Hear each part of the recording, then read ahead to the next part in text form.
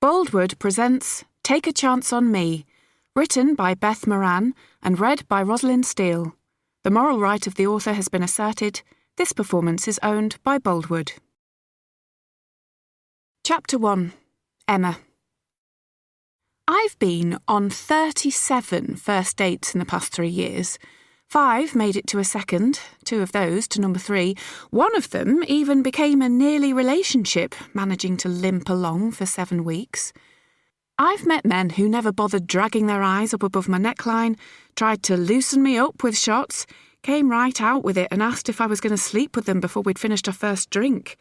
Men who talked about their exes the entire time, or about themselves. Men who lied, men who pretended to have forgotten their wallet, or on one delightful occasion, took one look at me, turned around, and walked straight back out of the pub. I spent evenings with men I found eye-wateringly boring, wasted hours with some who were rude, patronising, creepy, or, in one instance, later revealed himself to be horrifically racist. I lost a whole afternoon on a pleasure cruise with a man who wore a balaclava to prevent non-existent government drones from getting a photo of his face. 2 invaluable lessons learnt there. Always ensure I have an escape route and never let my sister Orla set me up. Around half my dates were fine. A good few were fun, interesting evenings, and I would have happily seen the guys again, but then he was busy, or I was busy, or he lived that little too far away, or actually had just met someone else, or was about to go travelling around the world for a year, or... So, now, to this evening, and I was on what had turned out to be the date of all dates. Oh yes, this one topped them all. Not as in, so kids, this is how your father and I met. More like, I will be retelling this terrible date story for the rest of my life. The man in question? My reasonably attractive neighbour, Ralph Hutchins. The reason I was still here, with a man who had arrived drunk, proceeded to get even drunker, undone every button on his shirt because it's hotter than a brothel in this crap hole, asked the waitress for her phone number, then had the audacity to ask me why I was still single at my age. You're what, 40? I'm 33.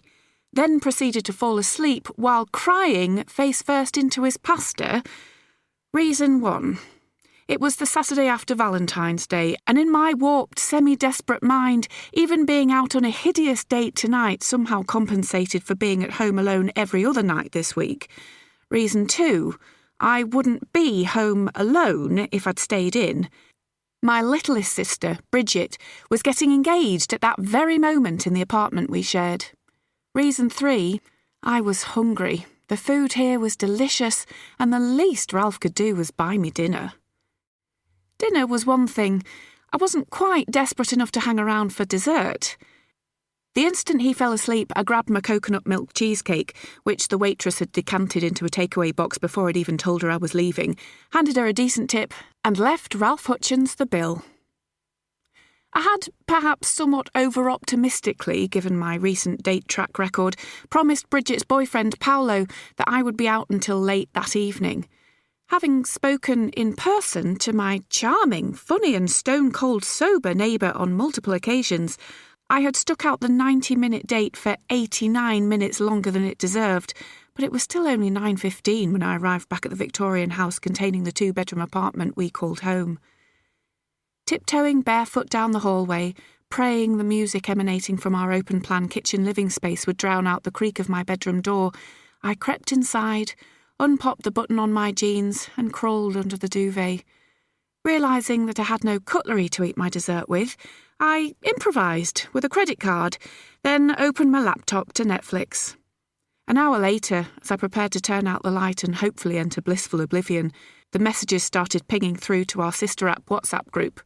Orla, second eldest sister after me. Hey, Emma, how'd your V-date go with sexy neighbour? Sophia, sister number 3. Did you get home okay? Annie, older than Bridget by a full 22 minutes, and therefore sister number 4. Kiss goodnight after walking you home, or walking into your home. and then a text message from my Italian mother, who had no idea I'd been on a date, but always seemed to know when I least needed some ex-fiancé gossip, written in her trademark near indecipherable style. Today, Pam queuing at pharmacy tells me Jake and Ellen have another baby. Pam says Ellen is blooming again, running marathons, no sickness. Can you believe it? Jake married and baby 3 coming and you still no man. Anyway, I gave them our love. See you Sunday, Mama. I sent a brief reply to my sisters, mainly to stop Sophia from worrying. She was supposed to be keeping her stress levels down. Home safe and sound, chose not to kiss neighbour, who seemed a lot less sexy after he'd thrown up in a plant pot. We'll fill you in on Wednesday. You should all be too busy with your own men tonight to be worrying about my lack thereof. Kiss, kiss, kiss. I deleted my mum's message. From my phone, at least. It wasn't quite so easy to delete the pain jabbing between my ribs like a blunt pickaxe, although a nice long cry while working my way through half my secret vegan chocolate stash helped. Okay, 3/4 of my secret stash. But hey, as the eldest of 5 sisters, 3 of whom were married before they turned 25, and the 4th of whom was currently getting engaged, I was feeling the old spinster on the shelf pressure. That with a big dollop of loneliness and disappointment thrown in. I'd really liked sober Ralph Hutchins. Morning, old one! Bridget took one look at me, shuffling into the kitchen in my threadbare hoodie and faded pyjama bottoms, and jumped up to pour me a coffee, her dark bob swinging an inch above her shoulders. Funny, that's what our delightful neighbour called me last night. I accepted the mug gratefully and slumped onto a chair. I read the messages. Do I need to know details in case I cross paths with him in the foyer? Bridget slid a croissant out the oven and onto a plate. She knew there was no point offering me one. I hadn't eaten breakfast since Helen Richards called me the Emmapotamus in Year 7. He was smashed off his face. I'd been with his workmates at another pub somewhere, but it's hardly an excuse. I left as soon as he passed out. He probably won't even remember it. That's gross. Bridget's tiny nose wrinkled in disgust. It is, but this is your morning. If Paolo's repeated messages ordering me to stay away last night are anything to go by, tell me everything. She grinned, holding out her hand to show me the ring, and I breathed a silent sigh of relief at how similar it was to the dream ring she'd put on the sister app a few months before. Just in case it ever came in useful for us to know what kind of engagement ring she liked. Of course, we'd immediately forwarded it on to Paolo with #TakeTheHint. Wow, not a Haribo or a hula hoop. He must really mean it this time. I held a hand in mine, nodding appreciatively. I hope he managed a better speech than the last time, too. What was it? Please don't go to London. I want to marry you and have kids and stuff, and if you go, you might end up falling for some swanky southerner. Bridget rolled her eyes, her grin downgrading to a quirky smile.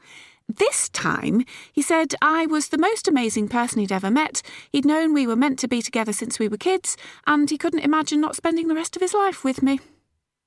You don't sound massively thrilled to have been proposed to by the love of your life. Haven't you been waiting for this for, 20 years or something? Well, yeah. Bridget furrowed her brow. I think that's it. Getting engaged isn't some out-of-the-blue dream come true. I always knew we'd get married. I suppose having had a couple of decades to plan it, I thought he'd come up with something a bit more memorable. Right.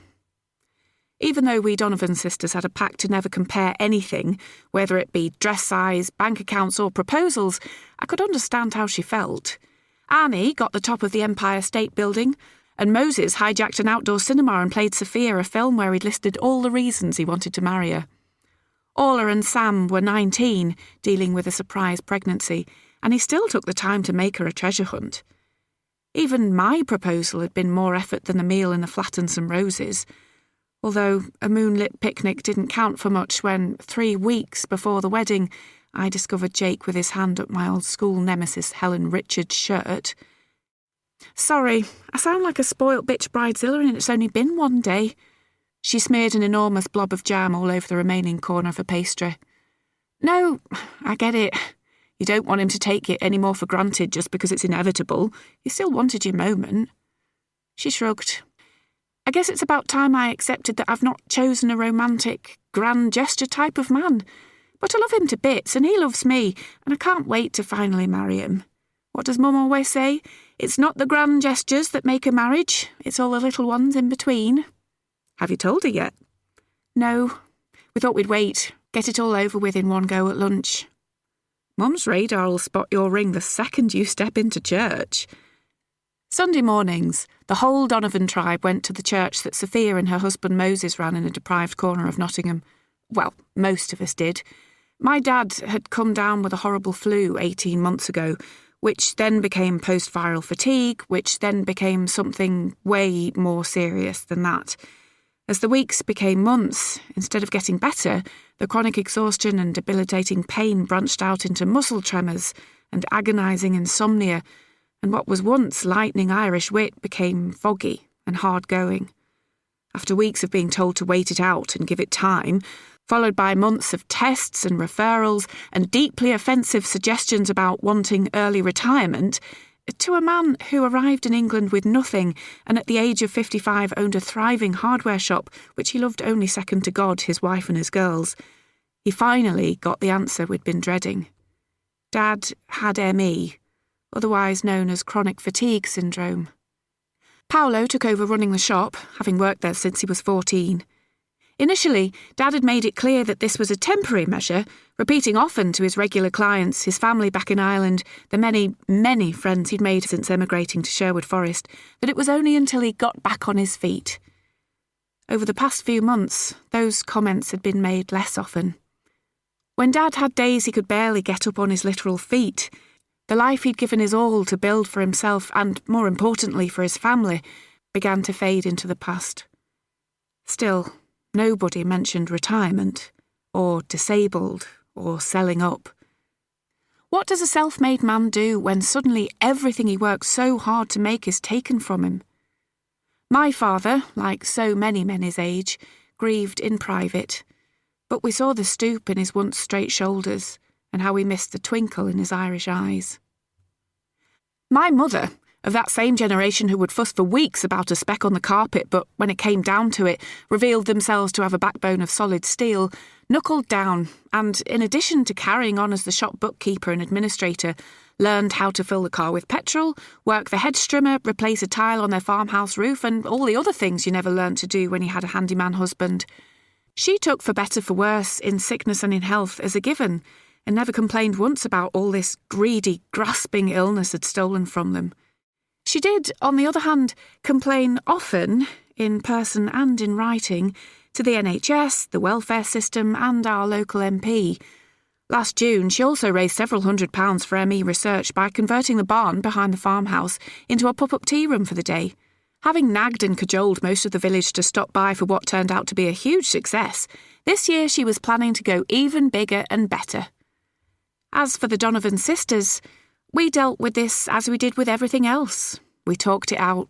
We hugged and cried and argued and eventually apologised or told each other to buck up or to give ourselves a break. We cooked and ate and fell apart and picked ourselves back up again.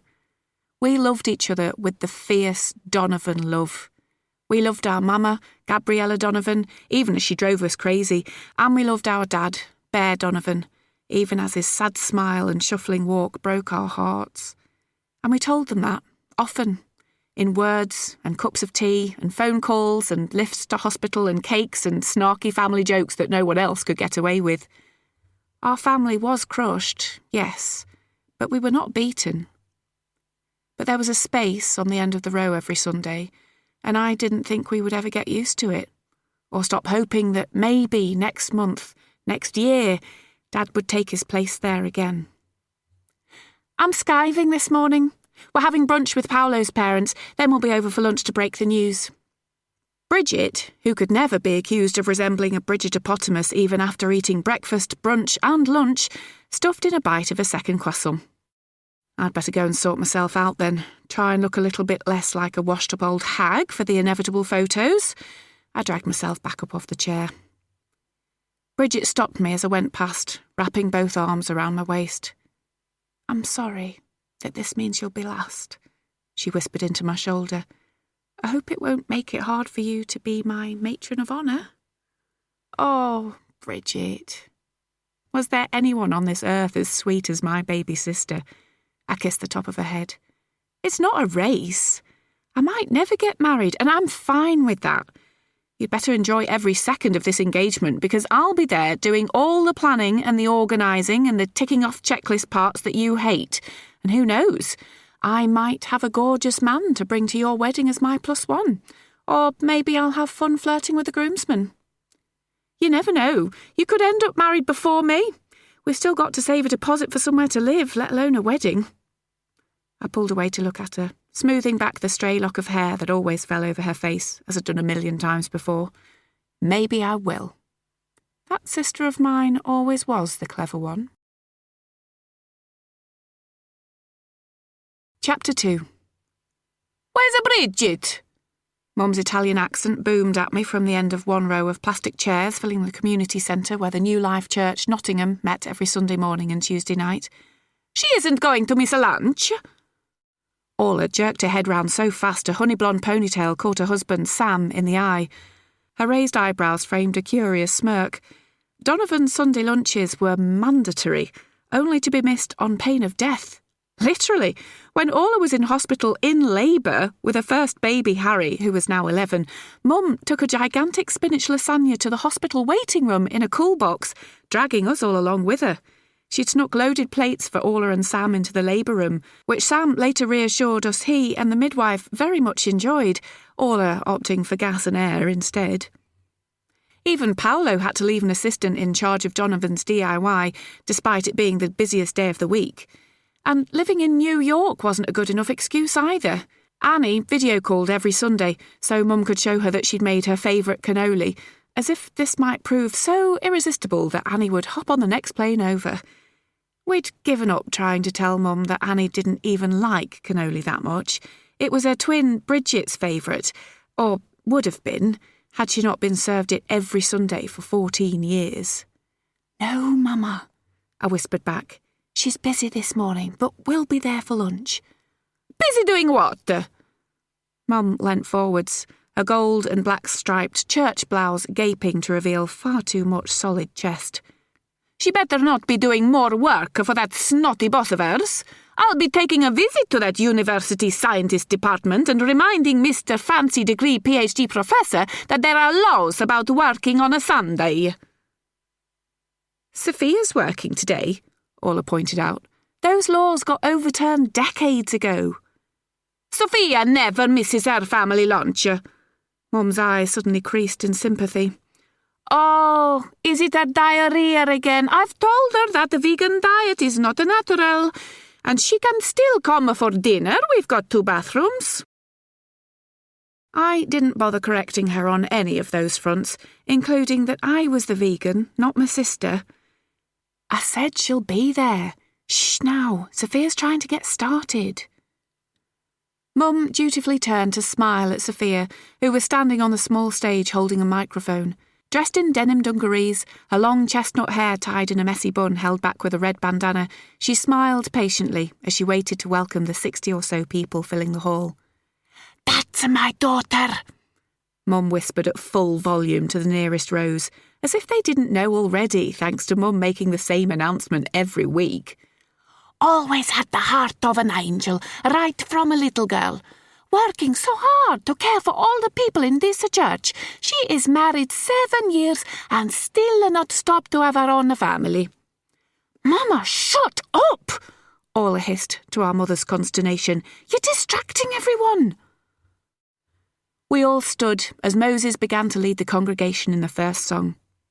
Orla was the only one of us who would dare to speak to Mum like that, and only then because what she knew, and Mum didn't, and hopefully would never have to, was that Sophia and Moses had been trying to get pregnant for the past 4 years. The one round of IVF offered by the NHS had failed. Living on a pastor's wage, supplemented by Moses' occasional gigs as a wedding singer, going private was out of the question. Those of us who knew what they were struggling through could see the strain and the sorrow taking its toll on our beautiful sister and her husband. There had been many a Sister App thread discussing the possibility of Moses going back to teaching music, Sophia finding something that paid enough to allow them to gradually save up, Any job that didn't end up with them feeding, clothing, and in 1,000 other ways taking care of half the people in their neighbourhood would help. But it was their life, and even if they could afford it, the IVF had been brutal. It was hard keeping a secret like this from our mother, but her idea of a secret didn't quite match most people's definition, so for the sake of Sophia's privacy, we contained our mother as best we could. Once the songs were finished and Sophia had given a talk, after Orla's 3 children had come racing out of their kids' group and I'd drunk a mug of tea while chatting with someone who kept calling me Brian while asking how my fish were getting on, we set off in the usual convoy out to Hatherston, the village where we Donovan sisters had grown up. Riding in the back of Moses and Sophia's ancient Ford Escort, as the houses faded into the fields and forest of my childhood, I felt the pressures of grown-up city life fall away. "I have another customer for you," Moses said, turning off the main road onto the lane that led towards Hatherston. Moses originally came from Jamaica, although he had numerous aunts, uncles and cousins living in the East Midlands, some of whom were actually related to him. Moses was the kind of man who created family wherever he went, and he also believed in supporting each other whenever the opportunity arose. A considerable chunk of my cake business had been built on Moses' family celebrations, for which I thanked him with a triple-layer fudge gatto every birthday. "Henry and Ruby have their diamond wedding anniversary coming up. Their great-granddaughter is going to call you." "Diamond?" Sophia whistled. "What, that's like 60 years. I was impressed when we hit 6. "Thanks, Moses," I replied as we pulled up at my parents' rambling farmhouse. "Tell her not to leave it too late. I've got a few weddings booked for March and their ideas are ambitious, to say the least. Nita's going to be in her element." Nita was my business partner at Emma's Cakery. I was the scientist, creating cake recipes that specialised in meeting various dietary requirements while also managing to bear the weight of Nita's handiwork.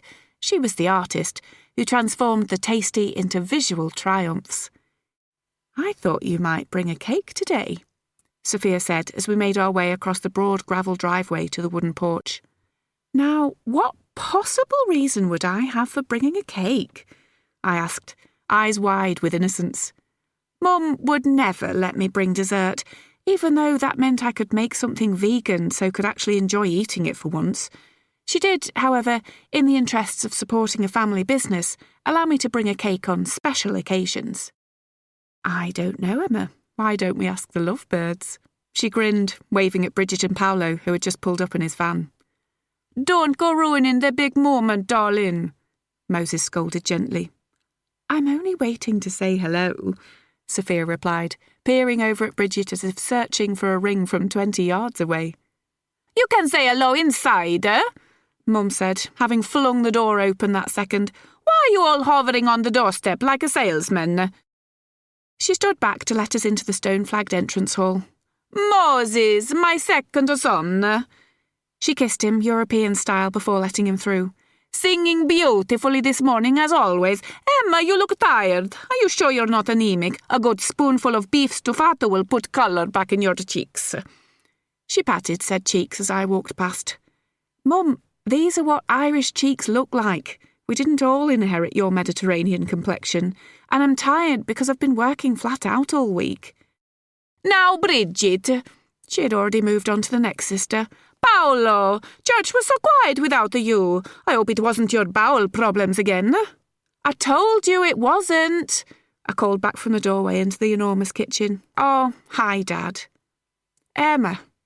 My dad, who had been taking champagne flutes out of the dresser, put them down and came to give me a hug. "How are you now, my best girl?"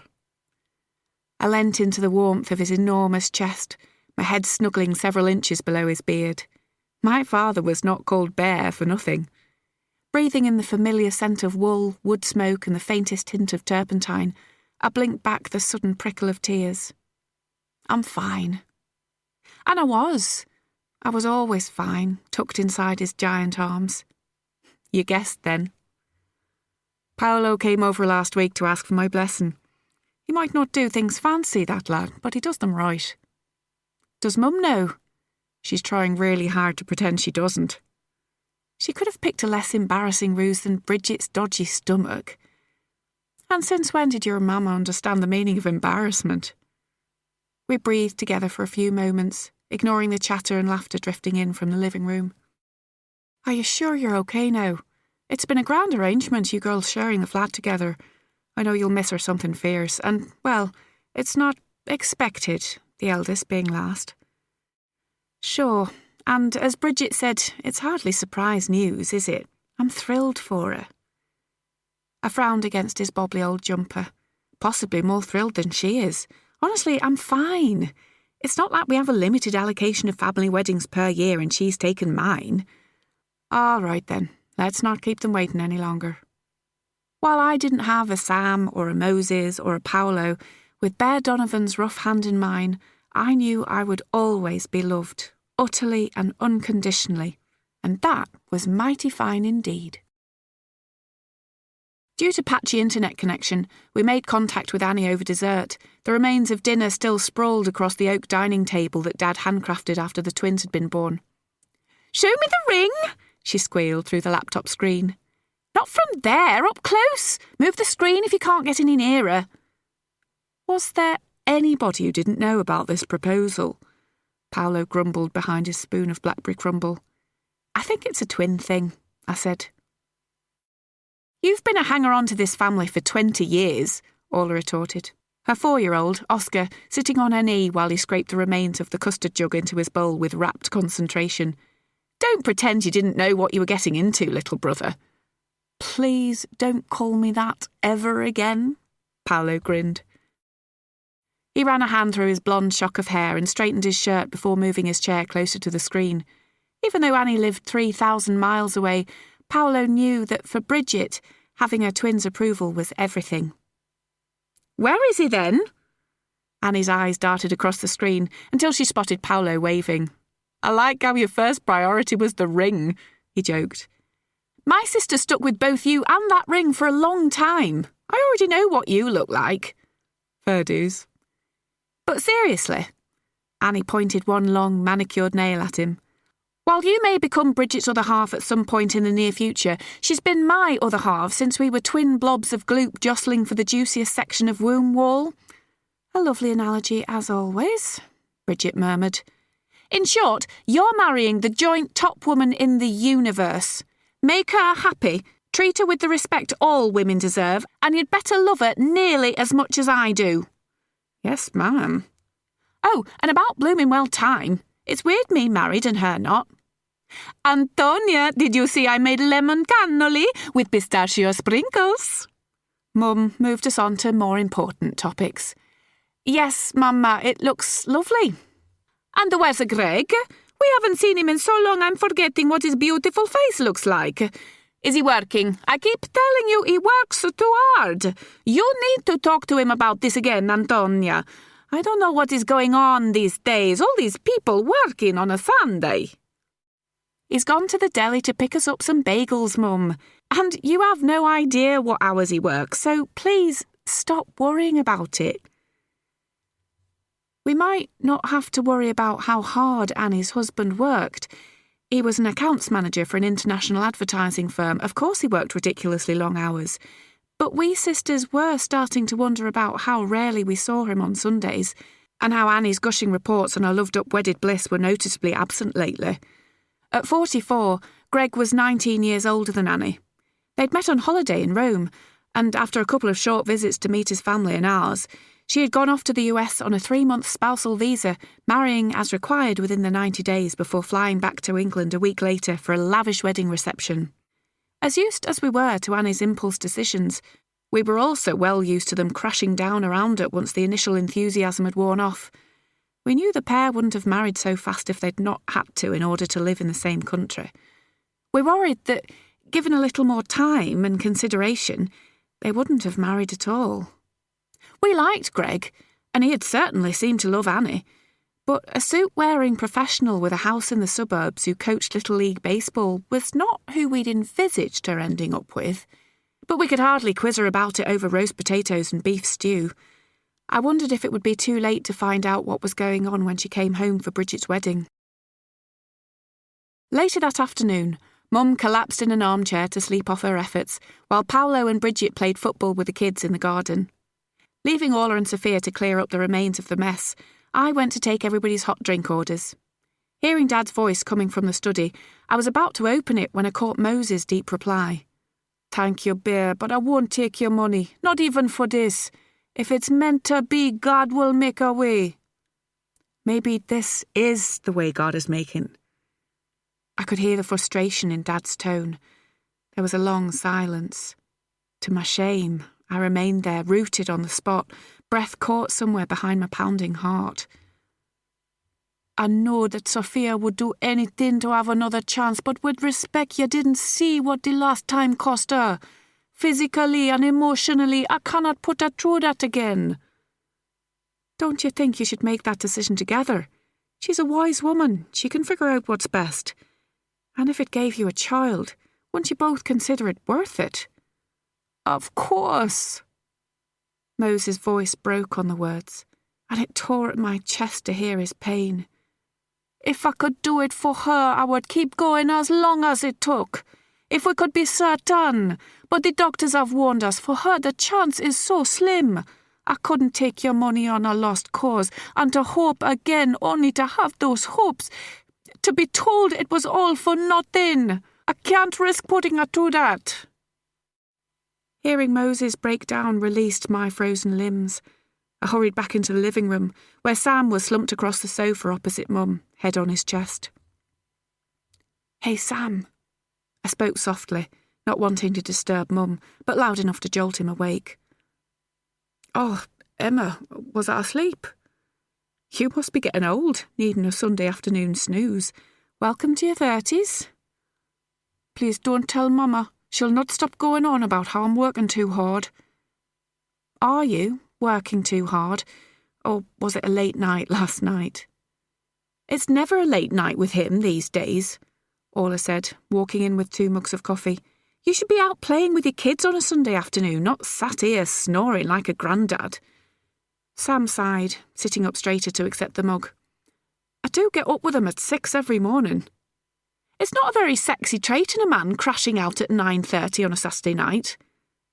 "How do you know what time I went to bed? You were out with your new workmates till irresponsible o'clock." "Well, I might as well go out with them and be irresponsible as stay in with you like some boring elderly couple. We're 30, Sam. Finally getting a bit of ourselves back now the kids are all at school. I've got the whole of my 20s to catch up on, and I want to make the most of it. I'd quite like a husband who wants to do it with me." Sam, who was the only person on this planet who knew exactly how to handle Orla, stuck his drink on the coffee table and yanked her down onto his lap, ignoring her squeals. "You're the one who's acting like an old woman, nagging me all the time. Now stop moaning so I can drink my coffee and go and play with the wonderful children you gave me." Chapter 3. Cooper. "Come on, Cooper, you've faced worse." Patrick Charles Cooper straightened his tie in the reflection of the entrance door, flicked the rain off his black mass of cropped curls, and took a deep breath. It was true. He'd faced a lot worse. He just couldn't fathom why it would be helpful to remind himself of any of that at this moment. "Are you going in or not?" an older man asked impatiently from behind, and Cooper turned to see a group of 4 or 5 people squashing under an enormous umbrella, their suits and evening dresses poking out from beneath raincoats. Yeah, sorry." He pulled open the heavy glass door, gesturing to the group to go ahead before ducking in behind them. He gave his name to the member of staff, along with his sopping coat. Noting his position on the seating plan, good, right in the back corner with the other non-entities, he followed the crowd into the grand ballroom of the Nottingham Castle Hotel. Making his way past the banqueting tables, keeping his head down to avoid any of the IPD team, he reached the safety of the bar and tried to figure out for the 100th time what he was doing here. Yes, the lack of a job. That was a pretty good reason. Having recently resigned from his research position at IPD, the top neuroscience research company in the UK, if not the whole of Europe, Cooper was currently well on his way to becoming broke, homeless and, more importantly, driven out of his mind with boredom. With no late into the night working, impossible deadlines, and the continual drive to justify his position at the company with the one thing that mattered, results, he had time to think about other things. And that was a dangerous and unpleasant road to head down. Cooper had worked very hard to make sure that he had no space left in his life for other things. Now they were laughing in his face when he woke up every morning, sneering at him from the other side of the sofa as he flicked mindlessly through the horror of daytime television or scrolled through hours of drivel on the internet. Free time was very bad. Bad enough that Cooper had swapped his faded joggers for a suit and prepared to endure the annual Henry Monk conference dinner attended by some of the brightest and best in the world of neuroscience, psychology, behavioural sciences and other related fields, all hoping to scoop one of the awards given out on the night. While he wouldn't begrudge applauding most of the award recipients for a job well done, knowing that the ex-research partner who'd stolen his results had won one made his guts contract like a dying snake. He forced his way through the meal, his rankings in the proceedings confirmed by the PhD student sitting to his left and retired psychology lecturer on the other side. It became apparent by the end of the pumpkin soup that no one on the table could offer any potential job prospects, unless the retired lecturer needed someone to cut her grass and fetch her prescription, that was, which might end up being his best option. No, if Cooper wanted to leave here with some sort of a job lead, he was going to have to go looking for it. So he did, weaving his way through the tables once the lemon tart had been served, not having to try too hard to avoid the IPD table, given that it was in the opposite corner to his own, in prime position, in other words. He paused to catch the eye of a few people he recognised, but most of them quickly turned away or simply ignored him, not even bothering to pretend they'd not seen the disgraced golden boy. Ouch. It had been a long time since Cooper had been shunned en masse. It felt as crap as when he'd been that kid with the stinky clothes and unwashed hair, lugging his schoolbooks in a worn carrier bag. But then he saw her.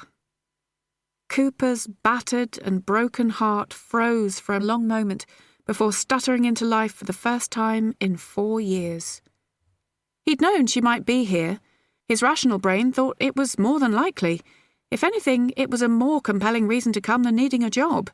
And, oh, Cooper, you are in trouble now. She looked, if possible, even more breathtaking than the last time he'd seen her. To be fair, that day she'd been chasing his car down the street in a dressing gown and koala slippers, but honestly, Bridget Donovan could wear his manky old school uniform and she'd still be the most beautiful woman he'd ever seen. Her hair was shorter, a wavy mahogany cut that didn't quite reach her shoulders, but her smile, as she chatted to the other people at the table, the way her dark eyes glinted as she threw her hands about to emphasise a point, one of them still clutching a spoon, it was exactly the same. He stood there, soaking her up, not even needing to approach, until a waiter carrying an oversized coffee urn politely asked him to move out of the way. At that point, as he shifted his gaze to avoid causing an accident, he felt her notice him. This was confirmed by the sudden lack of oxygen in his vicinity. It was doubly confirmed when she stood up, waving the spoon even harder, and shouted, "Cooper! Cooper, I can't believe it! This is amazing! Hang on, don't move! I'm coming over! Stay right there!" As if he could have moved, even if he'd wanted to. Tottering up to him, she grabbed his arm. Yep, her touch still sent shivers of electricity careening through his nervous system, and dragged him through a pair of double doors into a corridor. "Cooper, I can't believe it's really you. You're really here." She poked him a few times in the chest as if to double-check, face beaming. Cooper swallowed painfully. It almost felt worth the whole past 6 weeks, giving up his job, his reputation, the 6-figure salary, simply to make her smile like that in this moment. Except that would have been a meaningless gesture, as pretty much everything made Bridget smile. He'd forgotten how perfect her teeth were. "I mean, how? Why? Who are you here with?" She scanned around as if that would provide the answer. "Come on, Coop, open your mouth, and hopefully something sensible will come out." Knowing that if he didn't say something soon, he might end up bending down and kissing her, he smiled back. "Hello, Widget." "Nice one, Cooper. Smooth." If possible, her grin grew even wider. "Hello." They stood there for a few more seconds. She wobbled on her high heels. Bridget lived in Converse. She'd probably borrowed these spiky silver things from one of her sisters. So, in answer to my questions? Right, I'm looking for a job. Her forehead furrowed in sympathy. I heard you left IPD. You heard I left or was pushed? What was it about this woman that made Patrick Cooper tell her everything? Well, he'd started, so he might as well finish. I wasn't pushed. I chose to resign. I was co-lead author on the whole Wahlberg study, the Cooper-Wahlberg study then, but Wahlberg's data stopped adding up. So I poked around a bit and found out that a load more of IPD's studies were even worse. When I confronted them, it was either show my loyalty to the business with a nice pay rise and a promotion in return, or leave, with a destroyed reputation to cover their backs if I spoke up. Wow, that's horrible. Cooper shrugged. Yeah, and now no one in neuroscience wants anything to do with me. I came here this evening hoping that one or two far corners in academia might hate IPD enough to give me a chance, but given that you and a retired lecturer are the only people to acknowledge me so far, I think it's been a waste of time. Excuse me? A waste of time? The first time you've seen me, your once closest friend, in 4 years, and it's a waste. He wiped his mouth, trying to hide the sheepish grin. Not that bit, obviously. And more importantly, you were in Nottingham and you didn't get in touch. I can understand you not having time for your long-lost best friend when IPD are working you into the ground day and night, but given that you're now a man of leisure in my home city, what possible reason do you have for not calling? Even when she was telling him off, her cheeks dimpled with joy. Because I'm in love with you and seeing you with someone else kills me? Give me a break. I only arrived a couple of hours ago. And I'm here now. Bridget pursed her lips, as if deciding whether or not to forgive him. Come on, Widget, you know I'm crap at all that stuff. What, friendship? Friendship, human interaction, basic communication, any kind of meaningful relationship? Come on then, let's get a drink and catch up on as much as we can before the awards start.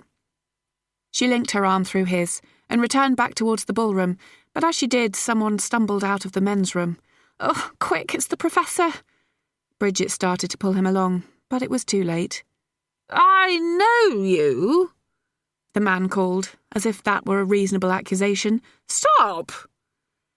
Professor Cole. Cooper stopped, turning with a sigh to address his old tutor. How do I know you? Professor, this is Patrick Cooper.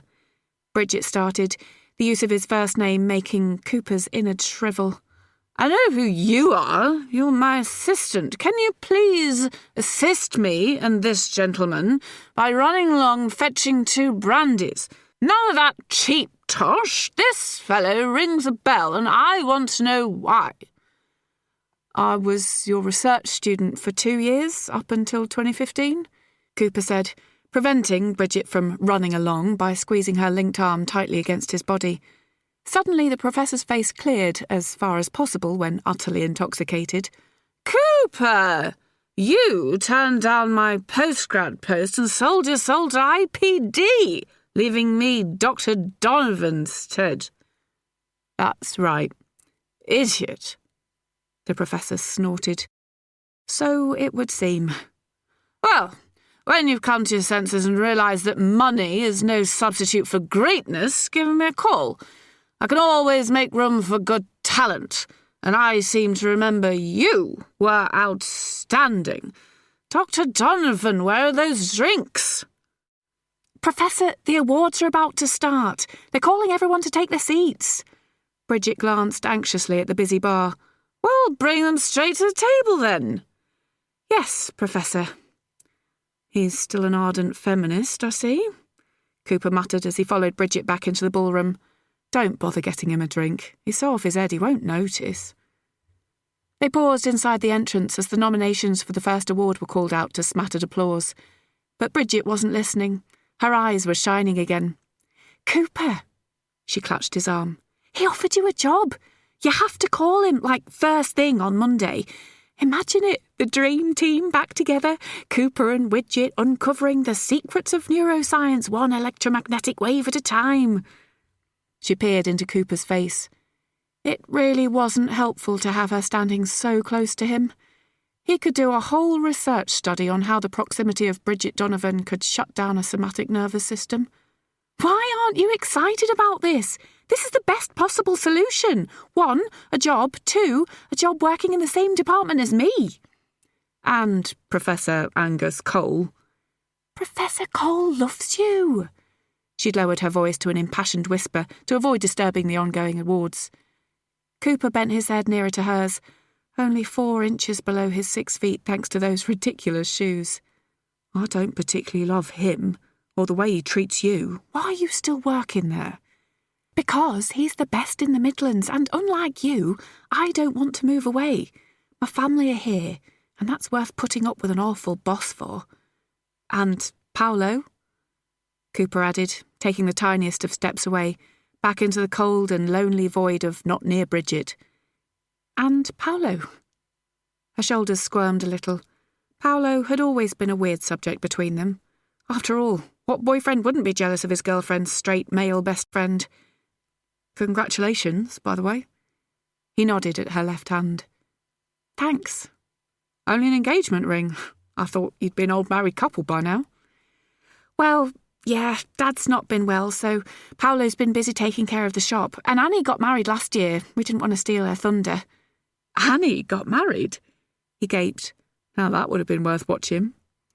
Well, if you'd stayed in touch instead of disappearing into a lab never to be seen again, you'd have been invited to the wedding reception. It was every bit as fabulous as she is. Never to be seen again? I'm here, aren't I? She beamed, clapping for the next prize winner. Never to be lost again, I hope. Oh, Bridget, I am so lost. They watched the proceedings for a few minutes, Cooper simply soaking up the joy of being in Bridget's orbit. I'm really sorry to hear about your dad. It must be serious if he's stopped work. Then Cooper stopped. The other Donovans forgotten, as his subconscious tuned in to the winner of the next award. Every muscle in his torso went rigid, and there were a decent number of them these days since he'd finally had time to start running again. There was a thumping of feet and whoops from the IPD table as Wahlberg pranced his way onto the stage to collect the award that should have been Cooper's, if anyone's, although if Truth won the day, it would be nobody's at all. Ugh, I hate him. He looks like a sneaky weasel, Bridget declared. You're better off without him and his fabricated research. Come and work for Prof. Cole. He might be a boorish prig, but he's an honest prig. I think he's trying to get your attention. Cooper pointed in the direction of the Nottingham University Neuroscience Department table, where the professor was beckoning Bridget over, making exaggerated drinking gestures. Oh, I'd better go and join him. He's convinced he's won the Lifetime Contribution Award and wants us all there to fake how delighted we are. She turned and grabbed Cooper's arm again. But don't go anywhere, at least not until you've given me a number, or call me on mine, it's still the same. Find me on Instagram or something. Do not disappear again. Cooper smiled, hoping it hid the pang of longing in his chest. His terrible reputation might not have spread as far as New Zealand or Siberia. He could find a job somewhere far enough away from Bridget Donovan so he could manage to exist without her, couldn't he? Bridget scurried to her seat, and the room fell silent as the host prepared to announce the winner of the award that every fledgling neuroscientist dreamt of receiving one day. And this year's Henry Monk Lifetime Achievement Award for an outstanding contribution to neuroscience and behavioural science goes to... Professor Angus Cole had downed his drink and already half risen to his feet by the time the name was announced. Professor Ernestine Levinsky! The room went wild. While celebrity psychologist Ernestine Levinsky, better known as Prof. Love, glided her way onto the stage, Professor Cole seemed frozen, backside hovering a foot above his chair, spine hunched as he gripped its arms. Prof. Love graciously accepted the gold trophy, holding it aloft as people cheered and whistled. Gesturing with a smile for the crowd to die down, she leant her willowy frame towards the microphone. Thank you so much. What an incredible surprise. I wasn't expecting this at all. Why would you be? No one in their right mind would have expected you to win, Professor Cole barked, causing a rumble of excited anticipation from the crowd. Nothing those neuroscientists loved more than a public spat between rival professors. Ernestine blinked, her smile temporarily vanished before she spotted who had spoken, at which point her eyes took on a steely glint. As I was saying, thank you. Most of you know how much the noble study of psychology means to me. Ha! Noble? Nothing but guesswork and common sense. Not fit to be classed as a science, if you ask me. Which no one did, Ernestine pointed out. It has been a joy and an honour to devote my life to helping discover the secrets of how we think and how our thoughts, alongside a myriad of other factors, determine our behaviour. For example, why someone would indulge in gross rudeness, embarrassing themselves in a room full of fellow professionals when purely motivated by jealousy and an overwhelming feeling of inferiority. Inferiority? The professor pulled himself up to stand upright, tugging at his waistcoat as he smirked at the other tables, assuming they'd all agree with him. You haven't published a single piece of credible research in over a decade. With all due respect, which in this case is virtually none, I have sold over 3 million books. How many people do you think read your latest paper on? What was it again? Oh, hang on a minute. Nobody actually noticed or cared. Cooper could see Bridget frantically trying to persuade her boss to sit down. No one else moved or uttered so much as a delighted gasp, entranced by the impromptu after-dinner entertainment. How dare you insult this room of mostly credible scientists?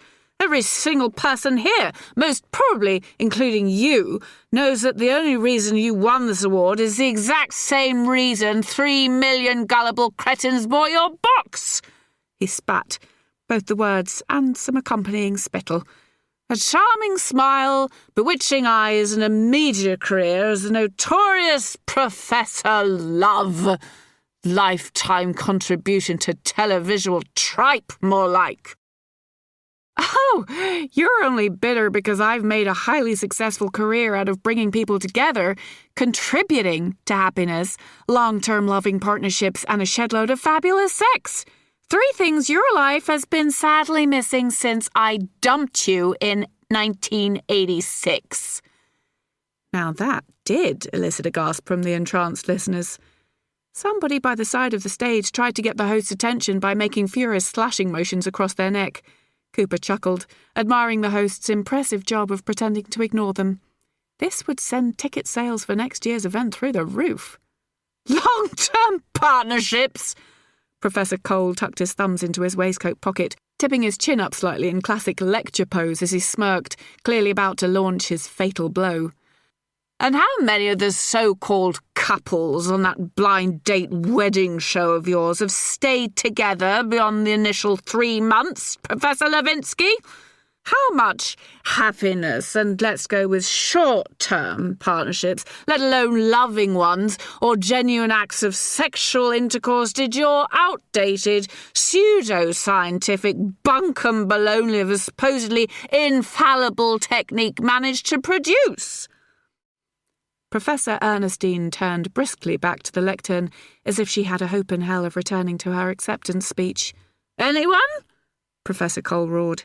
Anyone care to make a guess? I believe it is precisely none. I'm flattered you take so much interest in my career. Professor Cole was too busy chortling to respond. And I suppose, as a proper scientist, you could do better? Prof. Love was losing her cool, brandishing the award now as if considering whether she had the strength to hurl it far enough to hit her target. The target raised his bushy eyebrows in gleeful surprise. Is that a challenge, Professor? Ernestine Levinsky narrowed her eyes, while the room held its breath. Yes. Bridget made another attempt to get the professor to sit down. She might as well have asked him to offer his congratulations to a well-deserving colleague. Match one couple using your own method, give them a blind date wedding, and if they're still successfully married by next year's dinner, I'll present you with this award myself. The room erupted into chatter, quickly shushing to await the response, knowing that there was no way he could decline with his pride intact. And by what method will success be determined? Ernestine smiled, teeth glinting like a shark's. The renowned Levinsky evaluative tool for determining relationship health and satisfaction. Her rival let out a bark of laughter. Challenge accepted! Please, proceed with your speech. 20 minutes later, having manhandled her boss into the back of a taxi, Bridget found Cooper collecting his coat. Phone! She waggled her fingers in the direction of his jacket pocket. Quick, Paolo's picking me up any second. Knowing it was a terrible idea, he handed over his phone. After all, what was a phone when he'd already handed her his heart? Usual passcode. Not bothering to wait for an answer, she unlocked the phone, added in her number, and then sent herself a message. Now get in touch, soon. Handing it back, she nudged him in the ribs with her elbow. Believe it or not, I've really missed you, Cooper. He ducked his head, a giveaway move for all the behavioural scientists milling around, but it was better than collapsing in a swoon into the cloakroom queue, or wrapping his arms around her and kissing her, especially seeing as Paolo had just stepped into the foyer. I sort of missed you too. Promise you'll message me. She started to back away, hurrying towards Paolo once she'd spotted him waving, and almost instantly disappearing into the crowd of people by the door. Cooper blinked at the polished floorboards for a few moments, giving his vision time to readjust to normal, non-technicolor levels of beauty and brightness. He shrugged into his coat, checked his pocket for the key to the Airbnb shack he was renting, and headed out into the rain, dragging the leftovers of his shredded heart behind him. Chapter 4. Emma. Monday morning, I woke up to late February sunshine poking through the cracks in my bedroom blind. I'd painted the room a soft grey, with bright white trim on the Victorian coving and huge sash window. Most of the furniture I'd scavenged from my parents' farmhouse, using the space in Dad's old workshop to strip, sand and repaint the wardrobe and drawers in white, and my old bookcase mustard yellow. With matching cushions, a pretty blind covered in tiny yellow and grey flowers, and a whole wall of photographs depicting my life from birth until Annie's wedding, my room was a perfect haven. On sunny days like this one, I could almost pretend it belonged to the quaint little cottage I hoped to buy one day.